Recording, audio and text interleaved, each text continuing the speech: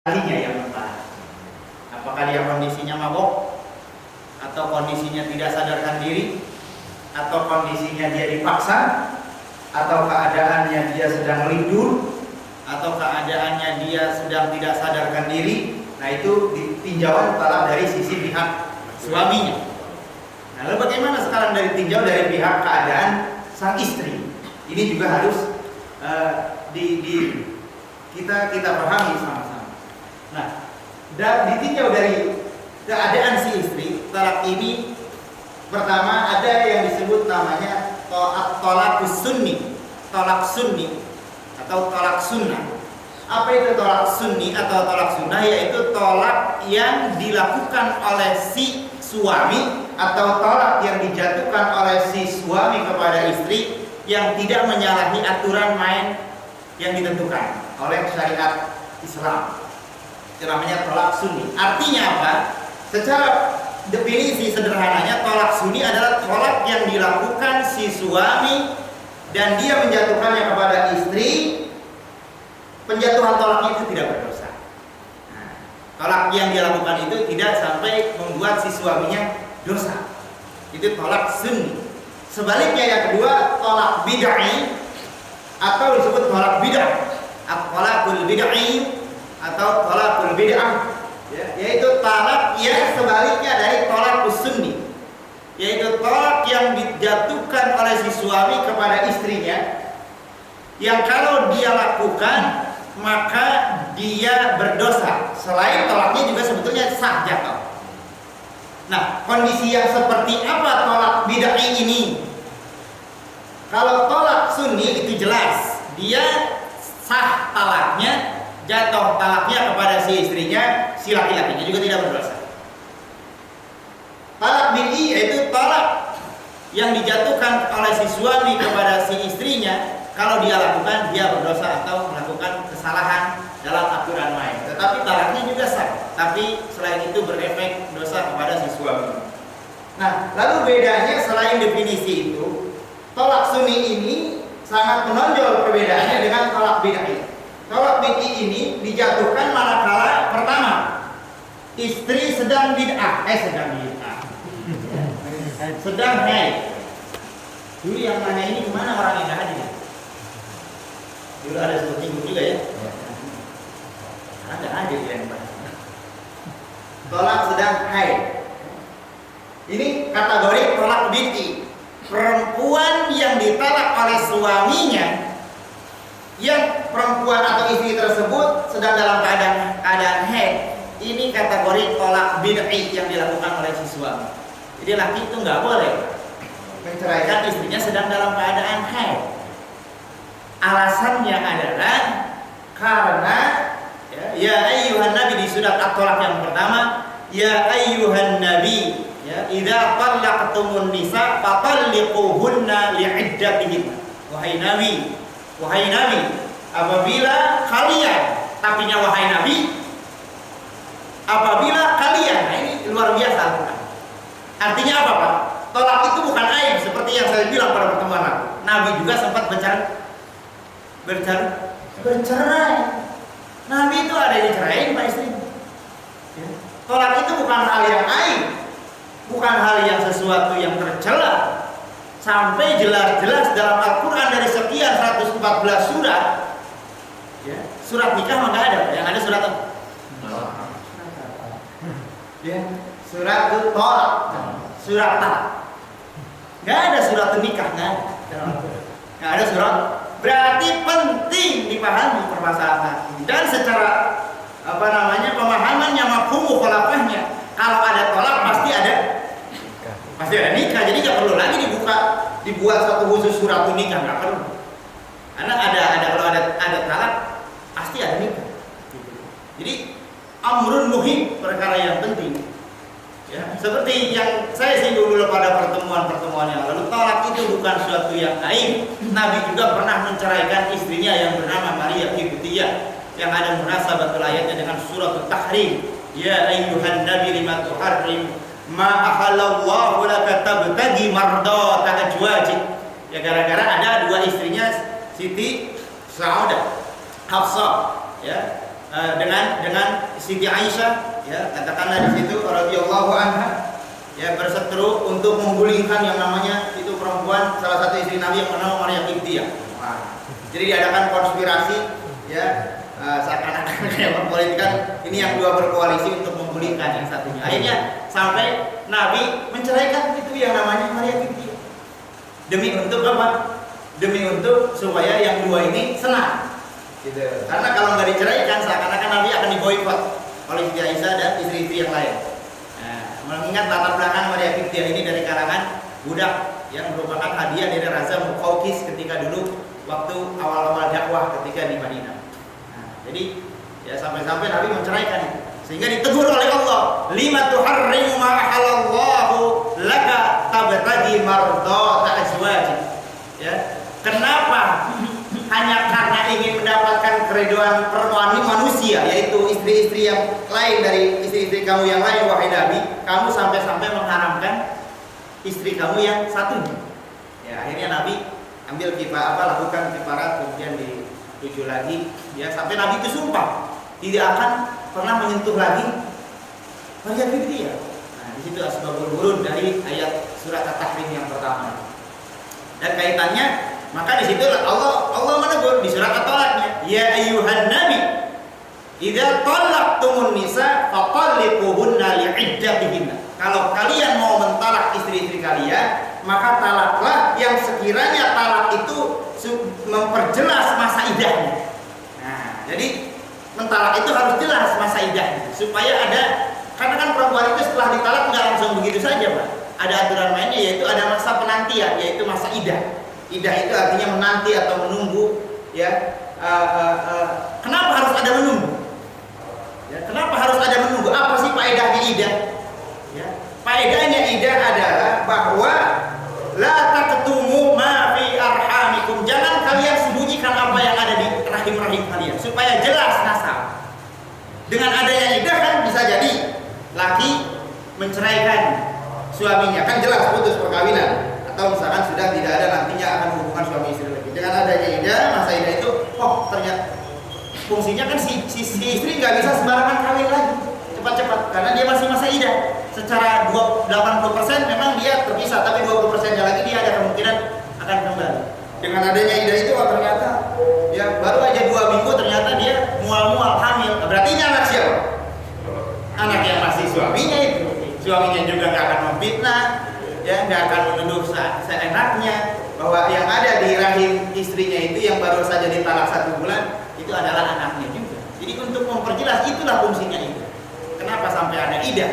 Jadi untuk memperjelas nasab manakala memang ada keturunannya di rahim-rahim ya istrinya atau anak-anak keturunannya yang mungkin akan mengandung di situ, ya terkandung di suami istri-istri dari suaminya.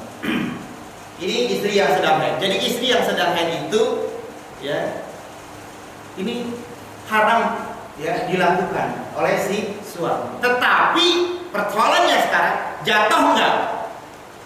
Talaknya tetap jatuh. Talaknya tetap at-talaqu yaqa. Ya, anna talaqu fil bid'i yaqa indal mar'ati. Talaknya pada perempuan itu jatuh, hukumnya tetap jatuh aja. Tetapi si laki-laki ya dia bersiko dosa bagi dia. Kenapa kok diharamkan? Kenapa sampai dikategorikan bid'ah atau menyalahi sesuai yang tuntunan yang sunni yang disyariatkan yang mestinya baiknya adalah yang pertama? Kenapa? Jawabannya adalah karena itu merugikan pihak istri. Karena perempuan yang lagi baru haid 1 hari kemudian diceraikan, maka ketika talak itu jatuh kepada istrinya itu tidak dihitung masa awal iddah. Nanti dia hitungan awal iddah bisa tanggal 1 Januari ya dia mulai haid ini istri. Nah, selain mulai haid ternyata dia dapat talak 1 talak. Nah, talak ini berlaku buat si istri, artinya jatuh talaknya maka tetap sah. Namun persoalannya dia ini si istri nggak bisa langsung tanggal 1 Januari, tanggal 1 Januari ini tidak melakukan merupakan awal start hitungan idah. Jadi nggak dihitung dari sini. Hitungnya kapan? Nanti kalau dia selesai haid, akhir haid, ya, entah kapan selesainya. Ya, misalkan buat perempuan yang bisa jadi biasanya dia haid 7 hari. Boleh jadi pada waktu itu dia ngalamin haid 15 hari. Berarti tekor berapa hari, Pak? Rugi 14 hari ini kita. Ya, rugi 14 hari. Nah, di masa 14 hari inilah berarti si suami zalim. Ada sudah korupsi waktu di situ. Ya, aturan di sini namanya dihitung mulai masa haid, tapi hitungannya pada ketika suci nanti setelah selesai haid. Nah, ini makanya dikatakan itu ya dilarang talak istri dalam keadaan kondisi haid. Yang kedua, kategori apa lagi yang termasuk bid'i, ya, atau bid'i atau talak bid'ah ini adalah istrinya sedang suci tapi sudah digauli. Nah, sedang suci tapi sudah digauli. Oke, tanggal 1 Januari selesai haid. Sekarang kita putar. Ya. Berarti di sini selesai haid. Berarti di sini masa apa namanya? Masa suci. Malam tanggal 2 dinas. Dinas. Ya. Suami istri. Oke. Dalam masa suci kan? Artinya masa suci itu sudah tidak haid, masa subur. Malam tanggal 2 dinas. Tanggal 3, tanggal 4, tanggal 5, tanggal 6 jatuhlah talak. Ini juga termasuk kategori talakul bid'ah. Talak yang haram. Ya, berisiko dosa buat si suami kalau menjatuhkan pada kondisi perempuan yang keadaannya seperti itu. Kenapa? Karena di masa ini parahan lagi. Ketika si istri ini ya sudah dalam keadaan kondisi suci tapi sudah digauli walaupun 1 kali, kemudian jatuhlah talak, ini susah ngitungnya kapan nanti. Ya. Bisa kemungkinan kalau memang nanti dia ternyata haid lagi, berarti kan jelas ya hubungan itu ternyata nggak jadi. Kalau nggak jadi, kalau ternyata di sini ditakdirkan misalkan jadi, walaupun hubungan sekali di dinas ini, berarti dia berapa masa idahnya, Pak? Nanti kalau lahiran. Iya kan? Nah, berapa?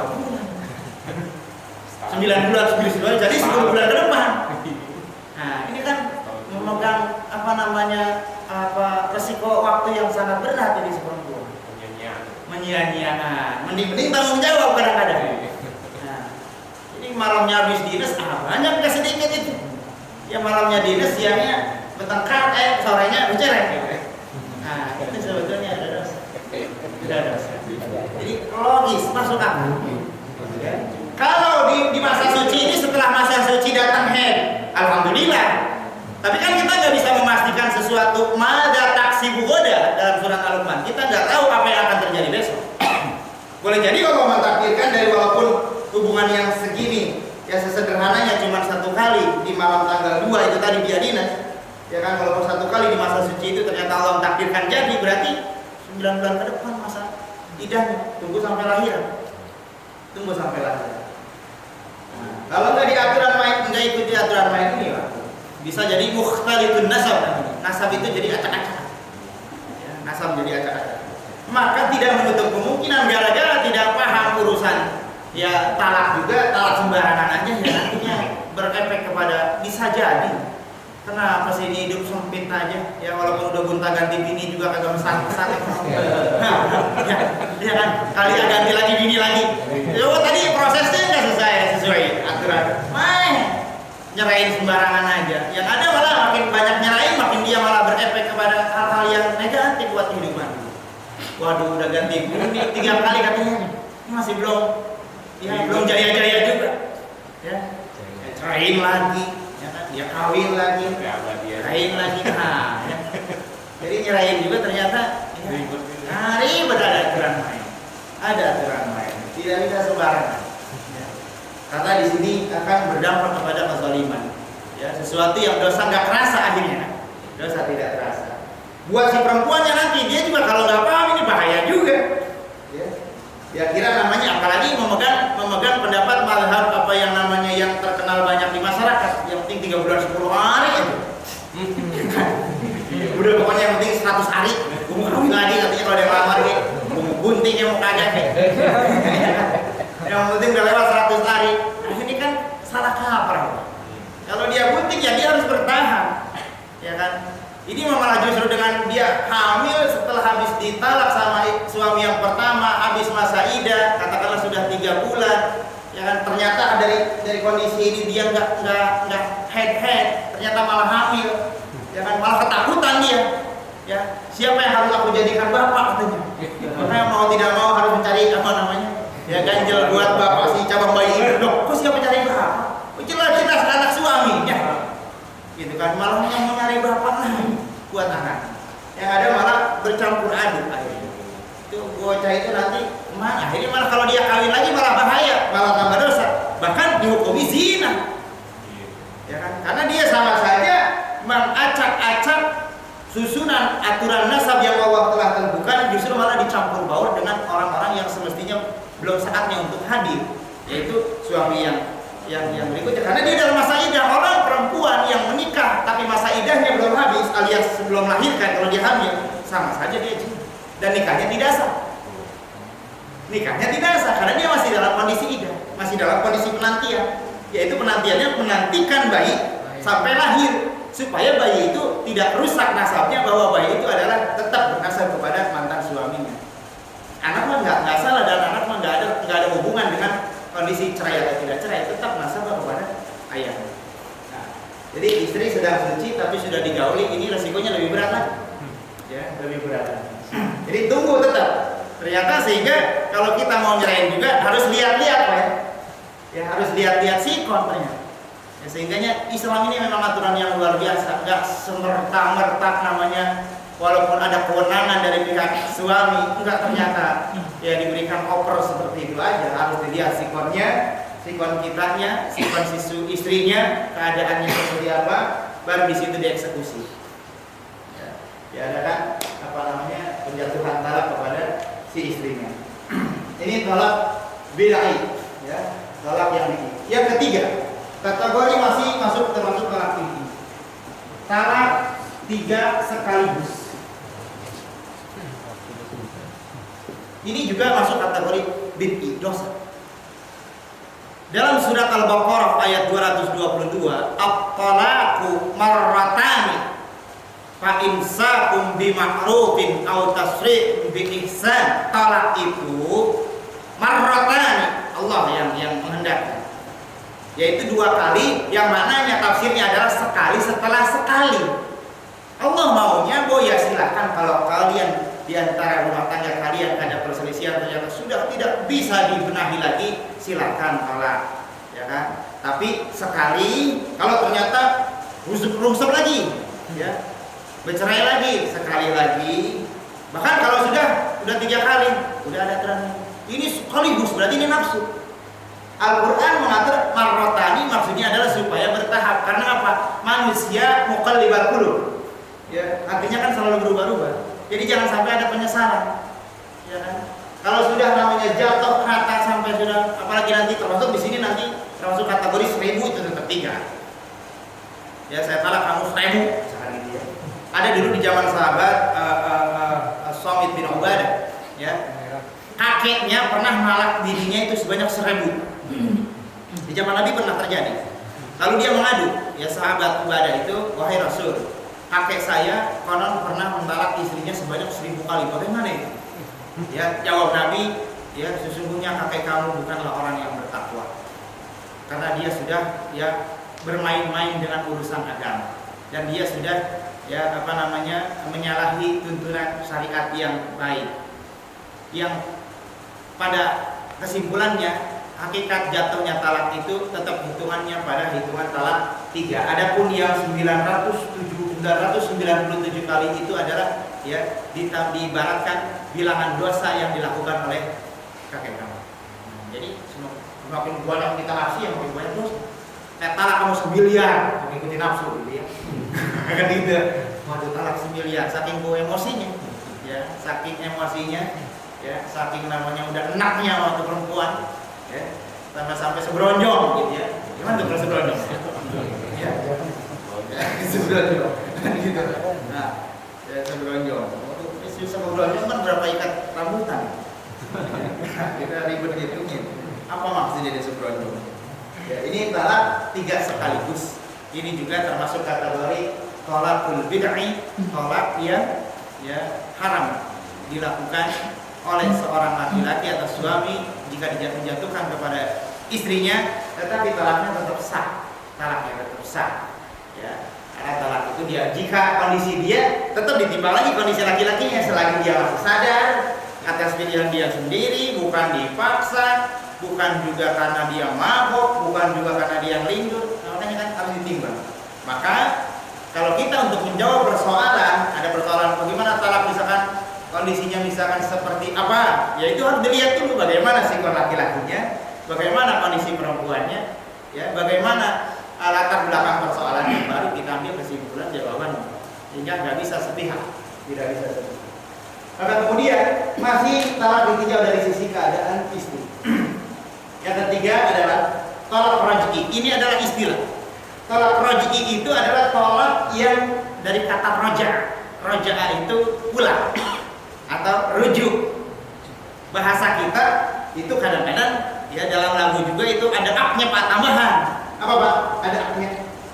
Rujuk ya. Aknya nggak ada sebetulnya. Nggak ada aknya.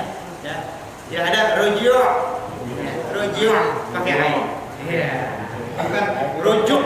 Rujuk dari bunyinya yang enak begini Pak. Nah, kalau pakai K. Iya. Itu buat orang hamil baru pas. Ya. Jadi bukan rujuk, tapi rujuk. Ya, rujuk. Ar-raj'i. Ya, ar-raj'i. Dari raja'a yarji'u. Raja'a yarji'u raj'an. Ya, rujuk. Ar-rujuk. Jadi rujuk ini talak rujuk raj'i adalah talak yang masih bisa dirujuk. Talak raj'i ini tidak memutuskan akan pernikahan selagi masih durasi masa idah. Ini idah. Ini idah.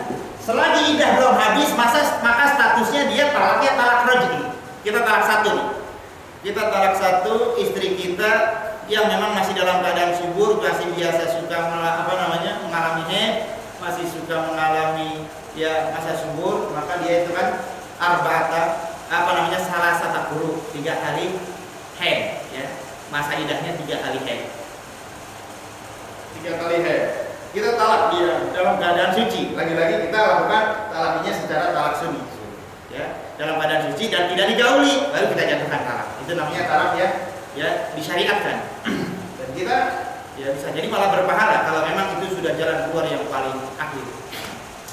Maka talak raj'i ini kita jatuhkan misalkan talak 1. Baru 1 kali haid, ya, muncul perubahan pada diri kita, ternyata kita pengen kembali lagi. Silahkan kembali lagi, rujuk tanpa harus nikah.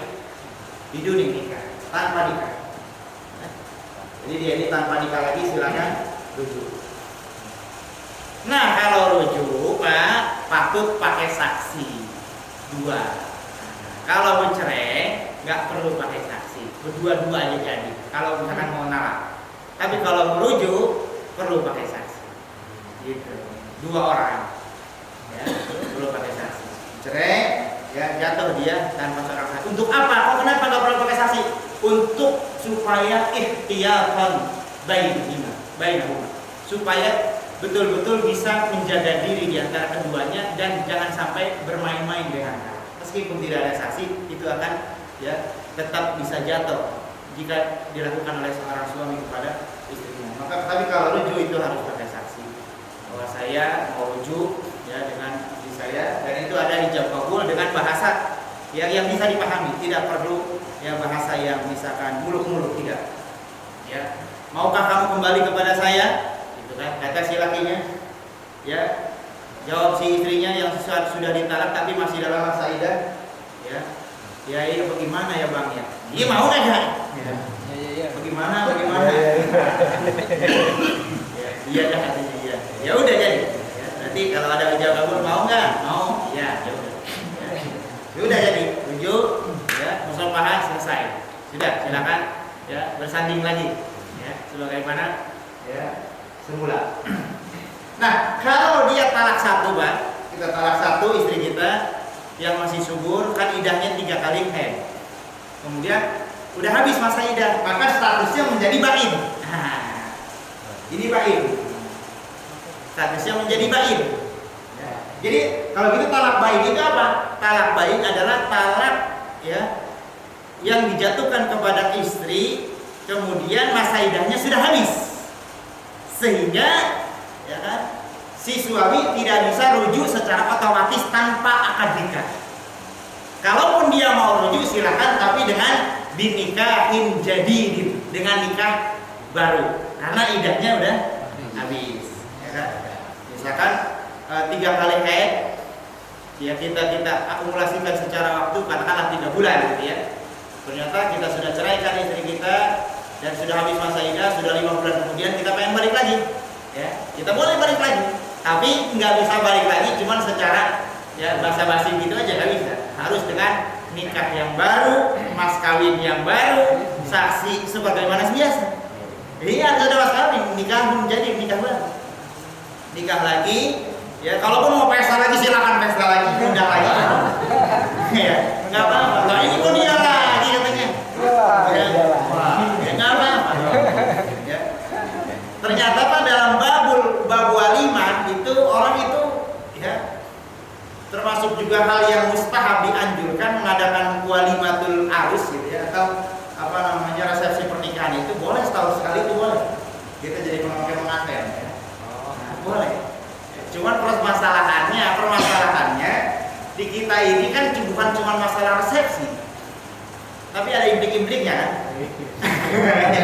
Yang dianjurkan oleh Islam itu kita ngadain resepsi sebagai tasyakuran, ya. Bahasa kitanya misalkan ya apa itu ulang tahun perkawinan ya. Dalam di walimah itu boleh ya setiap tahun ya. Ini perkawinan yang udah usianya yang kelima, kita ngadakan resepsi lagi, pesta lagi, biasa nggak apa-apa, pakai pengantin lagi ya, pakai pengantin lagi, pakai jamu lagi, kita undang teman-teman, kita undang tetangga, tapi dia disuruh makan aja gitu ya, jangan minta doa restunya, jangan.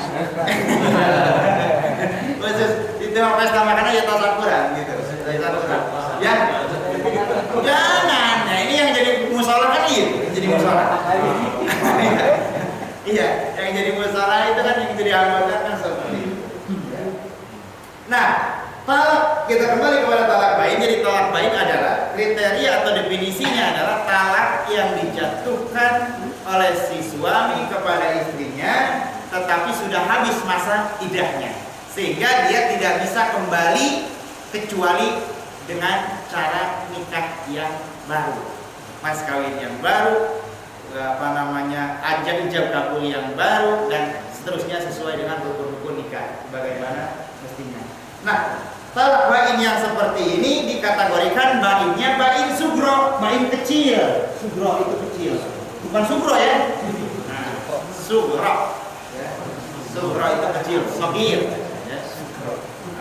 Bain sugro. Artinya apa? Walaupun dia putus pernikahannya, tetapi dia masih bisa kembali kepada mantan istrinya dengan nikah yang baru. Bedanya apa dengan yang kubro yang besar ini? Nah, ini adalah tolak bain, putus dia tidak bisa balik lagi ke istrinya, mantan istrinya, dan tanpa harus nikah yang baru, tapi harus menunggu ada prosesi yang lain, yaitu si istrinya pernah nikah sama orang yang lain selain kita, harus ada selingan. Ini yang disebut, jadi bain kubro itu adalah istri yang ditalak 3. Nah, istri kan kalau sudah ngalamin talak 3 itu namanya statusnya tolaknya tolak bain kubro. Dia sudah nggak bisa lagi kembali kepada suaminya ya sebelum melewati pernikahan dengan orang lain, nikah secara sesuai syarat rukunnya dan keinginan dia, bukan sandiwara Terus setelah pernikahan dia juga bercerai. Setelah bercerai habis masa iddah, setelah habis masa iddah baru dia boleh balik lagi kalau dia mau. Dan itu bukan ada sandiwara. Ya, alami berjalannya. Kalau sandiwara malah masuk kategori namanya nikah muhalil, yaitu nikah penghalalan atau nikah sandiwara justru malah dosa. Dan itu tidak sah, bahkan menjadi haram. Silakan, silakan. Tambahan sampai sini.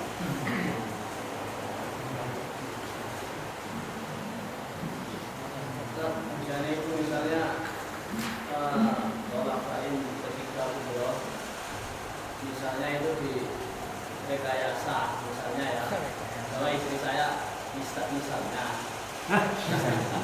ini misalnya orang yang 3 kali main nikah udah besar ya, tapi saya mau sama istri saya, kamu coba kamu nikah sama teman saya ini. Jadi kita rekomendasikan. Ya, kita hasil lagi sih. Ya, di setting. Oke. Tapi nanti kamu Jangan lama-lama ya. 3 bulan aja kamu cerai.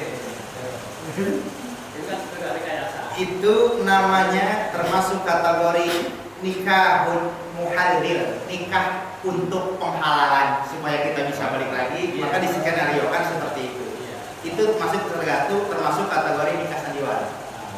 Jadi nggak, tetap kita juga walaupun dia pernah menikah begitu, seandainya kita dugaan lahir seakan-akan dia udah tersering oleh orang lain, tetapi hakikatnya belum tersering. Malah kalau kita tetap memaksakan diri balik lagi, tetap malah kita zina juga, ya kan? Dia juga pernikahan sandiwara itu dihukumi tidak sah. Apalagi kita yang menjadi skenario sutradaranya jadi berlipat itu tidak bisa. Itu masih termasuk kategori al-muhallilu wal muhallalalahu. Itu pernah saya sampaikan dulu kalau masalah di khutbah pada Jumat pernah kali ini, ya, yang termasuk orang-orang yang tidak akan dilihat pada hari kiamat, dipandang oleh Allah, yaitu ya termasuk di situ namanya orang yang mengganti kodrat yang Allah berikan, seperti apa itu Pak? Ya, laki-laki pengen jadi perempuan. Ya, kalau mutasyabihat wal orang-orang yang ya tasabuh, ya, merubah kondisi kodratnya dari yang semestinya, termasuk al-muhallilu wal muhallalalah, yang minta dihalalkan atau yang menjadi aktor penghalalan, itu juga semuanya sama dosa, sama-sama dosa. Teman gini, teman akrab, bisa udah lagi ini teman akrab, kita tak tahu ini dulu dah. Nggak bisa, karena kan berarti ada target di situ. Sementara target nikah itu kan semua orang inginnya sakinah, mawaddah, ya, warahmah, dan tidak ada yang memisahkan kecuali ajal. Itu kan prinsipnya, gitu kan. Selagi itu tidak ada masalah. Ini kan tujuan nikah dia itu kan bukan karena Allah, karena mau nolong Pak Rustam. Kan itu kan prinsipnya. Karena kasihan kalau Pak Rustam sama Akina ini ya biar bisa balik lagi, maka gak apa-apa lah saya menjadi ya mengganjal sementara. Ya, dan tetap saya akan usahakan berjalan secara normal, alami, ya, sehingga tidak ada tampak rekayasa. Nah, itu tetap. Jadi nikah dia itu niatnya itu untuk penghalalan, sama, tetap sama. Sekalipun apalagi sudah ada kerjasama antara si mantan suami dengan orang yang mau jadi nikah itu. Jadi tetap nggak bisa. Harus mungkin. Makanya secara kayaknya sangat sulit. Ya. Saya menemukan itu ada itu. Enggak boleh. Ya, itu memang banyak.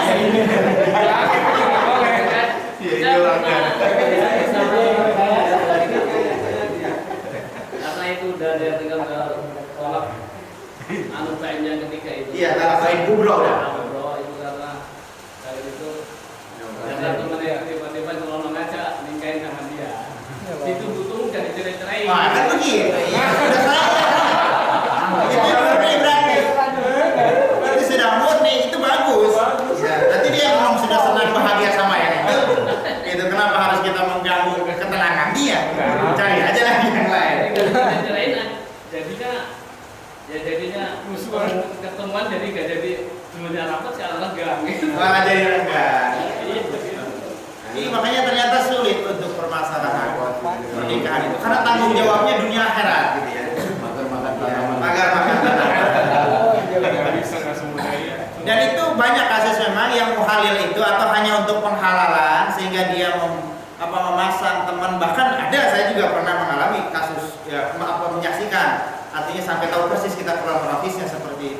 dia sudah talak bain kubro begini, talak 3, sehingga dia pasang orang yang sedikit rada agak PA, ya, disuruh nikahin ya mantan istrinya. Dan tapi dia di ultimatum, kamu jangan coba-coba kamu toel, awas. Jadi seakan cuma ini itu kan itu sandiwara. Akhirnya dia makanya nggak akan pernah beres-beres rumah tangganya. Akhirnya ya berantakan lagi. Yang ada dia tetap tidak sah yang mengalih. Kalaupun dia balik lagi itu malah jadi perzinahan, dosa. Jadi nggak akan ada menemukan ketumahninahan dalam rumah tangga. Jadi tetap nggak bisa direkayasa sendiri. Kecuali itu dijadikan keinginan sendiri ya. Nikahnya dari nikahnya dulu. Iya, nikahnya dia. Nikahnya keinginan sendiri, bercerainya juga tidak ada keterkaitan dengan mantan suami, gitu kan. Pokoknya murni. Ya misalnya gini ya. Iya. Kalau nikahnya sih udah pasti yang bisa ucapkan tadi. Tapi untuk cerainya itu keinginannya itu sendiri, orang itu sendiri. Dengan tujuan itu udah gak suka. Gitu. Oh ya nggak apa-apa ya, nggak apa itu murni. Iya. Walaupun yang dulu tuh misalnya dulu itu misalnya udah setting dulu. Iya. Tapi lama-lama dia udah bosan, mungkin udah nggak suka lagi. Dicarikan sendiri, keinginan sendiri, bukan dipaksa udah apa ini. Ini berarti itu kan selagi tidak ada unsur rekayasa itu no problem, berarti boleh. Pokoknya tapi kan dia masih settingan, tetap nggak boleh. Oh, ada settingan? Settingan dia apa? Awal sih. Dari awal. Oh nggak bisa setting. Dari awal setting. Nggak bisa awal setting, pokoknya udah hukum apa lulus deh, udah setting. Awal sih. Iya. Lama-lama itu orang itu udah Suka. murni itu udah gak suka lagi. Ya, tapi kan awalnya bidayahnya itu kamu jadikan patokan. Ketika awalannya itu berarti hukum pernikahan dia saja sudah tidak sah, gitu kan? Jadi bagaimana kita bisa katakan itu murni? Status pernikahannya saja sudah bermasalah, gitu kan? Bagaimana dia bisa melangsungkan kita menghukumi itu adalah hal yang berjalan dengan seperti adanya atau murni? Ya, itu tetap ada rekayasa. Kali nyari sendiri. Iya. Jadi kalau dia inisiatif sendiri, dia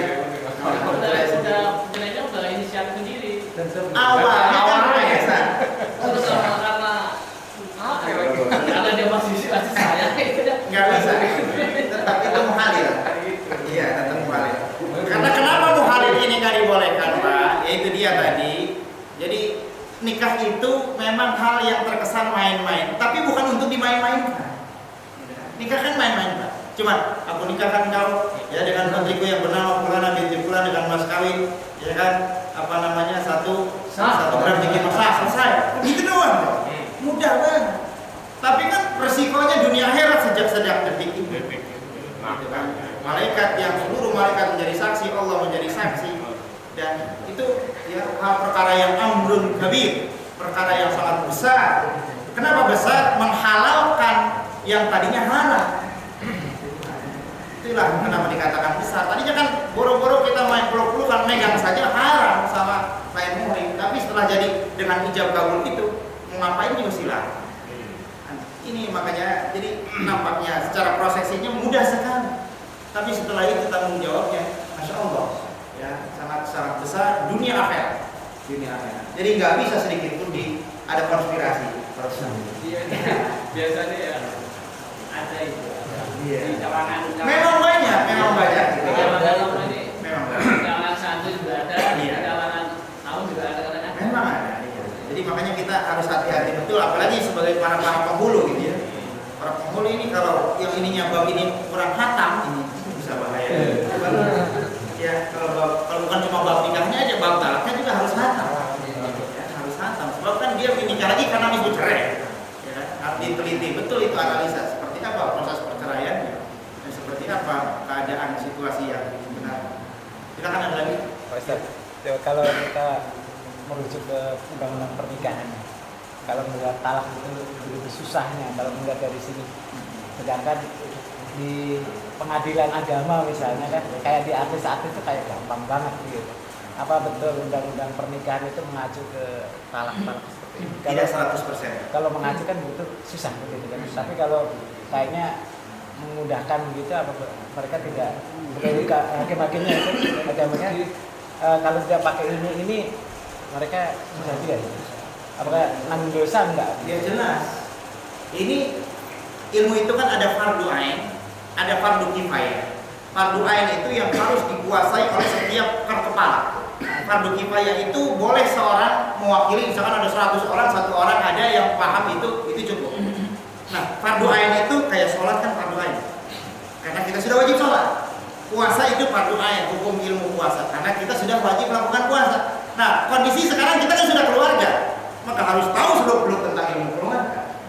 Gitu kan. Khawatirnya nanti, ya kan, kalau tidak paham, ini kan sering saya ulang-ulang kita bahas adalah fiqhul usrah, fikih tentang keluarga. Ya nikah, cerai, nikah, cerai. Maksudnya bukan kita pada mau nyerahin bini. Ya, bukan itu tujuan kita.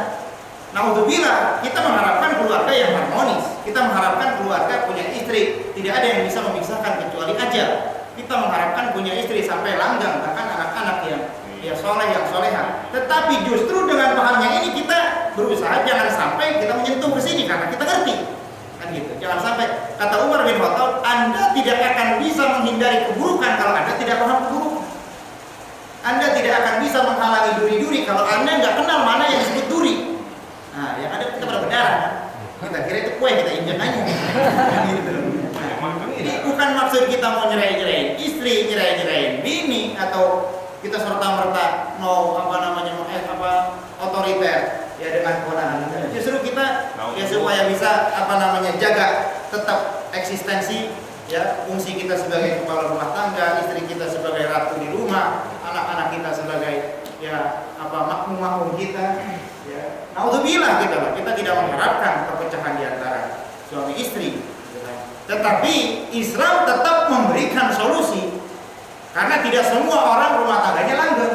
Manakala terjadi memang sudah ini itu Pak, talak itu adalah jalan paling terakhir. Ya, kalau memang masih bisa saling dinasehati, ya di situ utus di antara ya perwakilan dari keluarga, satu perempuan, keluarga suaminya juga diutus supaya saling nasihat-nasihat. Ternyata itu juga nggak bisa, udah patah arang. Ya barulah di situ jalan terakhir yang disebut talak. Jadi talak ini sudah jalan terakhir sekali karena sudah nggak bisa sama sekali dinasehati, nggak bisa ditegur, nggak bisa dikasih peringatan, udah nggak bisa.